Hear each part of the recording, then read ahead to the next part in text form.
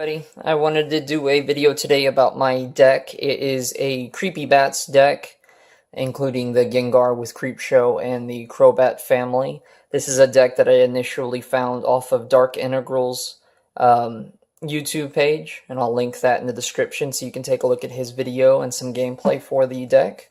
But I wanted to go over the deck today and talk a little bit about how I've changed it for Fates Collide and just kind of talk about the process of updating it and issues I've come across and just all in general what I think about this deck. But I definitely wanted to talk to you all about that. So as you can see here in the top row, we have all of our Pokemon, including the Gengar family, the Crobat family, and the Octillery family. In this row here, we have a lot of supporters as well as a few items, and we wrap up at the bottom with the items, stadiums, and energy cards. So I'm going to go through these one by one and just talk about them, and then I'll do a little bit of some kind of strategy. I don't really have a gameplay video recorded. I do want to get one recorded at some point in the future, but as of right now, I just don't have the equipment to set up for that. So I'm going to go ahead and go over those. I'll start with the Gengar family. So with these cards here, I start with 3 of each of the Gengar family. So 3 Gastlys, 3 Haunter, and 3 Gengar.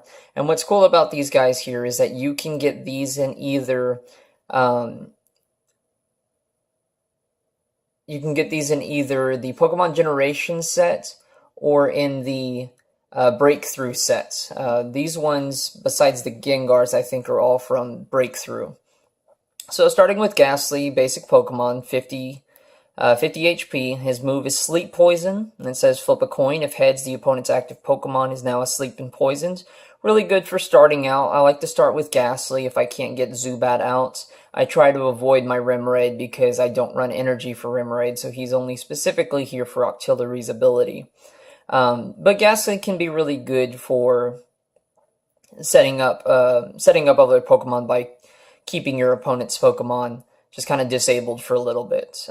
Does have a weakness, though, to Dark types, so 2 times weakness, but his resistance to fighting, when I know fighting is getting pretty popular, especially with Fates Collide, does have a retreat cost of 1, and there were originally mystery energies to go with the psychic types to remove that, but I found myself not retreating until I got to the point of Gengar and Crobat because they have free retreats, or even Golbat because he has free retreats. So I do have a float stone if I get into a tight jam. So next up is Haunter. So Haunter has the ability Gothic Fear. It says when you play this Pokemon from your hand to evolve one of your Pokemon, you may leave both active Pokemon confused. Now, of course, this is only from evolving out of hand and not from the deck. So when I'm using, if I was to use Evo Sodas or Wally, that would remove the ability, the ability's activeness, so I couldn't actually use it. He does get a boost up to 70 HP, so he's useful for the level balls. And he has the ability, or not the ability, the move Poison Ring, which says your opponent's active Pokemon is now poisoned. That Pokemon can't retreat during your opponent's next turn. So this helps me lock in Pokemon that I want to use Gengar for to knock out. If they're getting damaged even to the 30 damage that they have to have for him to use Creepshow, Haunter can help me lock them down for a turn so they can't be retreated. Again, he has the weakness to Dark type and resistance to fighting, and he has the 1 retreat cost. So moving on to Gengar. Gengar is the main focus for this deck. With 130 HP, he's pretty decent for a Stage 2. I do not run EXs in this deck because there's a lot of decks built around stopping EXs or even just kind of getting more prize cards off of the EXs, so running a standard deck is pretty cool. He has 2 moves, Sinister Fog, which says your opponent's active Pokemon is now poisoned, put 1 damage counter on each of your opponent's bench Pokemon. So Gengar, much like Golbat, has the ability of covering the opponent's bench as well as their active with some form of damage, and once I get up to 30 damage on a Pokemon, Gengar has the ability of using Creepshow. It says that if your opponent's active Pokemon has 3 or more damage counters on it, that Pokemon is knocked out. So Gengar is the main focus for this deck, to set up and take down any Pokemon with only 30 damage required. Again, it has the weakness to Dark and the resistance to fighting, but it does lose its retreat cost, which allows Gengar to take out a Pokemon on one turn, retreat on the next, so that somebody like Golbat or Crobat can come out and deal damage without me having to worry about Gengar taking damage from an opponent, with the exception of Lysandres and other cards that can drag out, like Ursaring, for instance. So, to the Bats family, we start off with Zubat. Zubat is usually the first card that I get in my hands outside of Gastly for my basics. So if I have the ability to, I'm going to run a Zubat before Gastly because I need to save my Gastlys to get up for Gengar. But my Zubats, because they have the ability of dealing damage with Skill Dive instantly and not with a chance like Gastly does with the coin flip, I can focus on dealing everybody up to 30 damage, getting ready for Gengar without having to sacrifice a Gastly if I have the ability to. So Zubat again is a Psychic. He's 50 HP, has Skill Dive. It says this attack does 10 damage to one of your opponent's Pokemon. Don't apply weakness and resistance for bench Pokemon. So I can focus on any of the opponent's Pokemon. Normally in the first couple of turns you're of course focusing on the active, but if you start seeing a pattern like they're setting up for a say a Zoroark, or they're setting up for a bunch of Yveltals or something like that, I can focus on getting those guys taken care of without having to worry about the resistance that Dark types have to Psychic. He also has a retreat cost of 1, but again, I don't usually worry about my Zubats. If I end up losing them, I do have Sacred Ash and Super Rods to help out with that. Now, Golbat is where the deck starts showing its power, because Golbat has the ability Sneaky Bite. It says, when you play this Pokemon from your hands to evolve one of your Pokemon, you may put 2 damage counters on one of your opponent's Pokemon. Now, that can be any of their Pokemon, either their active or their bench. So, with a Golbat evolving in a turn, I can set up any one Pokemon for the 30 damage required for Gengar right away. Golbat's HP again does get boosted up to 70, and he has the Swoop Across attack, which does 10 damage to each of your opponent's Pokemon, not applying weakness or resistance for benched. So this is another one that has focus on setting up the bench for Gengar to take out any of the Pokemon on there. What I like to do is I'll like to, potentially lock out somebody with a Pokemon that they don't want to set up because they're trying to set up somebody else, and it allows me to ignore them and focus on the bench, leaving them stuck with a Pokemon that they can't retreat, whether it be because of Haunter or because they don't have the energy or the cards to retreat the Pokemon or switch it out, and just focus on getting the bench set up. Now, Golbat and the Zubat family does have a weakness to electric Pokemon, which they're pretty powerful or popular, with Manitrick, for instance, but he does have a resistance to fighting, which is nice. So this deck is pretty good against a ground-type deck, except for the ones that get set up really fast, like Lucario, and the ones using Stadiums. And he has no retreat cost, so it makes it very easy to get him out and switch for Gengar when I'm ready to take out the opponent's Pokemon. Crobat, like Gengar, has 130 HP and is a Stage 2 Pokemon. So this is pretty relied on Stage 2 Pokemon, but it's a fast deck. I can get this deck set up pretty quickly, moving to Crobat or moving to Gengar. Even if it's just one of each, I can get that done within a couple of turns. The items definitely help out with that. Now, Crobat has the ability Surprise Bites. Unlike Sneaky Bite, Surprise Bite does 30 damage to one of your opponent's Pokemon. So I can get anybody instantly set up with Gengar just with the ability and get the save Skill Dive, which does 30 damage to one of your opponent's Pokemon without applying weakness or resistance to bench. He can set up any Pokemon, or even 2 Pokemon in a turn from Evolution with his ability and attack combination. Now again, he also has the weakness and resistance that was shared with its smaller forms, weakness to electric and resistance to fighting. but he does have the free retreat cost, which is, again, very good for Gengar. Gengar can take out a Pokemon that's ready to be knocked out, and Crobat can come back the next turn and Scale Dive to set up the next one. So very fast and very effective deck. Now, Remoraid and Octillery are used specifically for Octillery's Abysmal Hand ability. Now, this Remoraid here is the one that Dark Integral recommended, probably because it has the Wild River, allowing you to switch out with a bench Pokemon for the energy. So if for some reason you don't have the Float Stone that is put in the deck for Remoraid, and you just have an excess of energy and you have some Pokemon on your bench ready to go, but you don't necessarily want to give up the energy. I mean, either way, it's kind of a waste of energy. You can use Wild River to get Remoraid out, but I usually would just pay the retreat cost and put them away. Octillery, of course, is used specifically for the Abysmal Hand. Once during your turn before you attack, you may draw cards until you have up to 5 cards in your hand. Now, with Dark Integral's deck, he does run 2 Octilleries in the deck, which does allow you to use Abysmal Hand twice in a turn if you are able to use the correct amount of cards. But for me, it came down to I just couldn't get the Octilleries. They were too expensive for me because I'm just kind of starting out again with my decks. But playing with it online, which did have the completed deck, I found that it just really wasn't something I did a lot. I do use the Octilleries very frequently, but I don't need 2 of them, so I went ahead and took them out to get some more items in.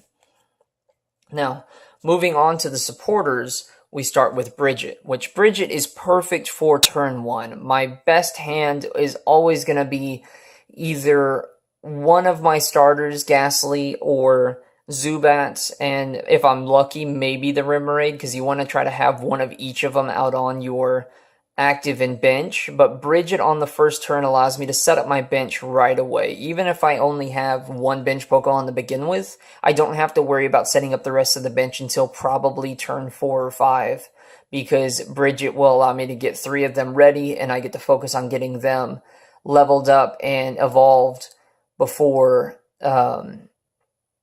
I lose them to an opponent, unless the opponent is focused on the bench as well. So Bridgette is great. Again, Bridgette does the search through your deck for 1 basic Pokemon EX, which again, I don't run EXs, or 3 basic Pokemon except for EX, and put them down on your bench. Shuffle your deck afterwards. Now, Bridgette, similar to Wally, does the process of taking directly from your deck to your bench and not to your hand. So any of the Pokemon that have abilities that are play from hand wouldn't work for Bridgette. Which is why I took out Wally and Evo Soda, because they were deactivating my Haunter, my Golbat, and my Crobat's abilities. Now, next up, of course, is a almost required card for most decks, Lysandre. Switch one of your opponent's bench Pokemon with his or her active. This is really great for this deck because you can set up the opponent's Pokemon with Golbat and Crobat, and then Lysandre out any of those ready Pokemon to take them out with Gengar in a single turn. Effective because if they're setting up EX Pokemon, which normally take a lot of energy, you can get them taken out and remove all of that energy from play, usually in a turn or 2, so that's really useful. Now, I used to run Professor Birch, which was the shuffle your hand into your deck and roll a die or flip a coin to either get 7 or 4 cards, but from recommendations from friends, which is been re-released for Fates Collide. These ones aren't Fates Collide, these are out of, I want to say this is out of one of the Plasma sets from Black and White. But N allows you to, both you and your opponent, shuffle his or her hand into his or her deck, and then each player draws a card for each of their remaining prize cards. So in the early game, N gives you a guaranteed 6 cards, where Birch would either give you 7 or 4. And then later on in the game, whether you're winning and you just need to get a little bit of a nicer hand, and you just want to get rid of some stuff back into your deck, N can kind of give you even just 1 card. I mean, if you're sitting on supporters that you're not going to use because you don't want to throw away the rest of your hand, or if you're just sitting on extra level balls and ultra balls that you don't need, and can at least put those back in your deck so you don't have to lose them, and then you can get something back. And then even discarding to get one prize card, if you have the Octillery ready, you can get back up to 5 cards in a single turn, which is awesome.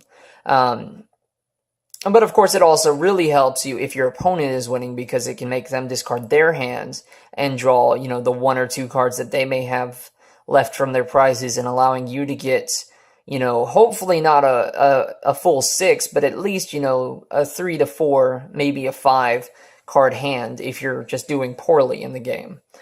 So N's been very helpful because he doesn't cost anything to get rid like Sycamore does, but it gives me a guaranteed 6 or less. Now, Sycamore, of course, is very popular because it allows you to get rid of your entire hand and draw 7 cards. So this is perfect if you want to just discard supporters or even higher end Pokemon that you're not going to use right now in the early game, but you can, Super Rod or Sacred Ash or even VS Seeker for later. So Sycamore is really good to kind of continue a hand and make you can make a hand run for, 5 minutes depending on your layout. Octillery, a Sycamore, and just a bunch of other stuff. I mean, you can get your entire deck set up pretty quick with Sycamore, just having a second hand right off the get-go. Now, teammates is very important for this deck because this deck does have a low HP up to the Crobat and Gengar, and even with them only 130 HP. You're going to lose your basics pretty quickly, and this is a fact that Dark Integral made in his video. Teammates is really useful for that, because if right off the back I end up having to sacrifice a Gastly or having to sacrifice a Zubat, or even losing one of their mid-grade Pokemon, teammates can allow me to get any 2 cards that I want. It says you can play this card only if one of your Pokemon was knocked out during your opponent's last turn. Search your deck for up to 2 cards and put them down, or put them into your hand, shuffle your deck afterwards. So with this, if I'm having an energy problem, I can go ahead and get me an energy in a Dimension Valley. If I'm having issues getting stage 2s, or if I want to go ahead and get 2 other stage 2s, like if I want to set up 2 Golbats for the next turn, if I have the Zubats ready, that's 40 damage right there from Golbat. So they can get Gengar set up to knock out somebody, or even get me my Gengar in a rare candy so that I can skip Haunter and go straight to Gengar and have him ready to go for an attack. So Teammates is very, very useful for this low HP deck. Now, this is one of the new versions for this deck. The other version that Dark Integral uses, he uses Super Scoop Ups, which allows you to get the whole Bat family back up. But with Devolution Spray, you have the ability to devolve one of your evolved Pokemon and put that highest stage evolution card back into your hands. This Pokemon cannot evolve this turn. So this allows you to take not just all of them, but allow you to still have Pokemon that can attack, and then in the next turn deal some more damage. So I usually save these for Crobats, but if I need to, I'll use them for Golbats, or even for Haunter to get a second Confusion if I need. Because this, if I'm not mistaken, does also allow you to cure Confusion because you're devolving. It's something I still need to look into, but I'm pretty sure that is a correct term. If I'm wrong, please let me know. Can Devolution Spray cure paralysis and any form of special condition? Leave a comment below. Let me know, please. So level balls are probably the more useful ball in this deck on the early startup, because it allows you to get Gastly, Haunter, Zubat, Golbats, Remoraid, or Octillery. Normally, I'll start using these after Bridgette so that I can start getting the mid-tiers, getting Octillery as soon as possible so I can always have the ability of drawing for my hands, and setting up the mid-tiers, getting Golbat out there so I can start spreading damage and start using its Swoop Across to deal damage to everybody, as well as, getting Haunter out for a tight spot where I need to use a Confusion. So the Ultra Ball, oh, and again, I'm sorry, Level Ball allows you to search for a Pokemon with 90 HP or less, and that's why it works for everybody except for Gengar and Crobat, because everybody else is either at 90 like Octillery or lower. And then you put that in your hand and you shuffle your deck afterwards. Ultra Ball has you discard 2 cards from your hand, and if you can't discard 2 cards, you can't use this card. and search your deck for a Pokemon, reveal it, and put it in your hand, shuffle your deck afterwards. So this guy I will normally use for the big guys, Gengar, and for Crobat. Now, I have had instances where I just need to get Pokemon out, and I've got extra supporters that I don't need to use right now, so I'll use this to go ahead and get somebody on the bench, especially in a tight spot. If I start off with just one starter and it happens to be Remoraid, I have to get somebody else out because Remoraid can't do anything for me. So Ultra Ball allows me to get whatever I need regardless of HP. Now, coming down to the bottom, we have the Rare Candy. Now, Rare Candy allows you to choose one of your basic Pokemon in play. If you have a Stage 2 Pokemon card in your hand that evolves from that Pokemon, put that card in on your basic Pokemon. This counts as evolving that Pokemon. You can't use this card during your first turn or on a basic Pokemon that was put into play this turn. Now, this is really useful if you're usually mid-game, maybe late game, and you just lost your Gengar or you lost a Crobat and you've got a Zubat ready to go, but you can't get your Golbats. I've been locked out of my Golbats very frequently lately, which is just bad luck. It's not really anything to do with the deck. It's just I get locked out of that second Golbat. I've already used my Super Rod. I may have already Sacred Ashed, or I haven't gotten the Sacred Ash yet.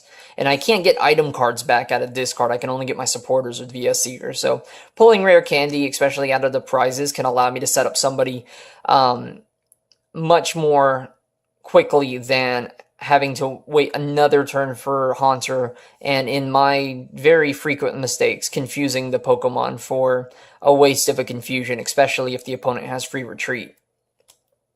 Now, Sacred Ash, which is very useful for this deck because it is such a little deck as far as HP goes, allows you to shuffle 5 Pokemon from your discard pile into your deck. So this is really good to use before you start either Bridgetting for basics or using it to get a fresh hand with Sycamore, or even within, or just your Ultra Balls, or even your Level Balls. I mean, almost everything. This can be great to get your Pokemon back out.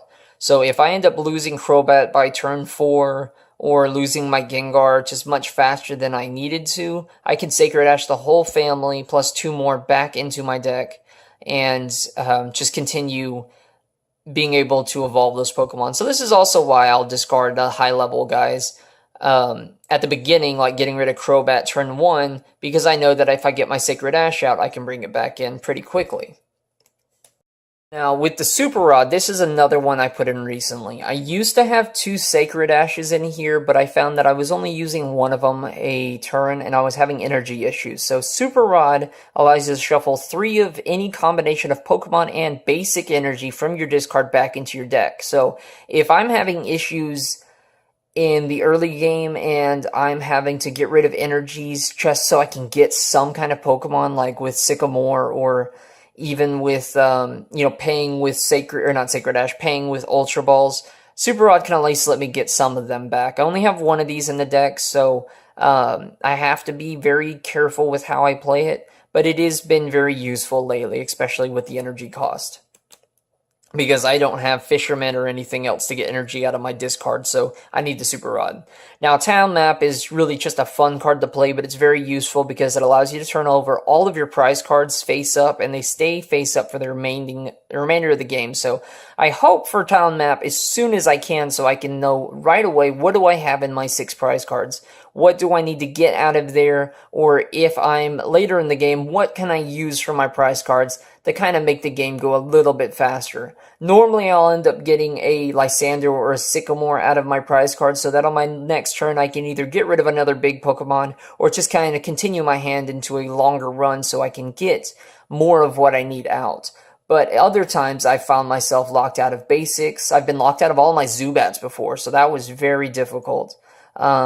Or even being locked out of, say, 2 Gengars, leaving me with only 1 in my regular play. So Town Map is very useful for that. Now, VS Seeker is another trainer card that is almost required for every deck. Search your discard pile for a supporter card, show it to your opponents, and put it into your hand. Now, this is a older version of the VS Seeker. This is from Platinum Supreme Victors, but the reprint standings in the Pokemon TCG say that anything that has that is a reprinted version of a card. All previous versions can be played with it. Some of the wording may be changed up, so I try to stay with something that hasn't had to be edited. Like Great Ball, for instance, you used to, I think you had to discard a card or something like that, kind of like Ultra Ball, but the new version allows you to get a Pokemon out of the top 7 cards. And I do apologize if I'm saying some, incorrect knowledge there. But, again, it's really good to have these. I do have 2 of these. I have one from, what is that? Phantom Forces, and then, of course, the VS Seeker. And luckily, because this was also reprinted as a super rare in, what was it? I think it was Breakthrough. These guys are going to stay in for a little bit, even after rotation. Now, next, for the only tool card I have, is the Floatstone. This is focused mainly for Octillery because it removes all retreat costs from that Pokemon, but I do use this with Haunter and sometimes the basics if I'm just in a really tight spot, mainly Haunter or Octillery. You can only have one tool card on a Pokemon at a time, and there are certain Pokemon that get benefits from you having tool cards, like they'll do extra damage or they'll remove the tool card. So I don't really run a lot of tools in this deck, mainly because it doesn't require them, but I needed to put the Floatstone back in for Octillery because I was starting with Remoraid a lot and it was causing me problems. I would have to sacrifice my Remoraid or have to pay for an energy retreat to get him out, so Floatstone has been very helpful. Now, for the stadiums, I have 4 of Dimension Valley. Dimension Valley is the stadium card for the Psychic types. Each Psychic Pokemon's attacks, both yours and your opponent's, cost 1 colorless energy less. So this makes my deck extremely fast because all of the bats, as you can see here, have only 1 attack with 1 colorless energy. So this card here would give all of them free attacks. So the energies that I do have will be saved for the Gengar family. And also making both Haunter and Gengar, as you can see here, only cost 1 psychic energy for all of their moves, as long as I have these in play. Now, I have been having issues with stadiums lately, mainly Roaring Seas, or Raging Seas, and Fairy Garden, because I've been playing a lot of Fairy decks lately. They're very popular. I put in a 4th Dimension Valley, so if I at least wait until turn 2 and play my first Dimension Valley, if I'm not locked out of any of my Dimension Valleys in my prize cards, I will have the upper hand unless the opponent is running 4 stadiums also, and normally they only run 3. Most decks only run 3, but I needed the 4th to get me out of that bind. These days, I'll usually wait until they play their first turn, because even if I have to use 1 energy on the Zubat family, or if I'm using it to load up Gengar with both energies, which I try to have at least 1 Gengar with 2 energies on it, I will still at least have the advantage on them for placement of stadium cards. And then the last thing I have in my deck is Psychic Energies. I have 7 of these. So the deck from Dark Integral's build had 3 Mystery Energies, which remove 2 retreat costs from Psychic types, and they can only be used on Psychic types. So the Mysteries were really good for Haunter and Gengar, and if need be, Zubat, or not Gengar, Gastly. But I wasn't retreating until I got to Gengar and Golbat. I wasn't really retreating a lot with Haunter. I'd let him stay out and lock in the opponent's Pokemon so they couldn't retreat, so that when Gengar did evolve, they would be ready to go because Haunter would be poisoning them. So I just put in the extra 3. I replaced those 3 with 3 regulars, and then I put in a 7th Psychic Energy just to keep myself ahead with the energies. So in total, of course, you have 60 cards. You're dealing with 20 Pokemon, 2, 3, 4, 13 supporters,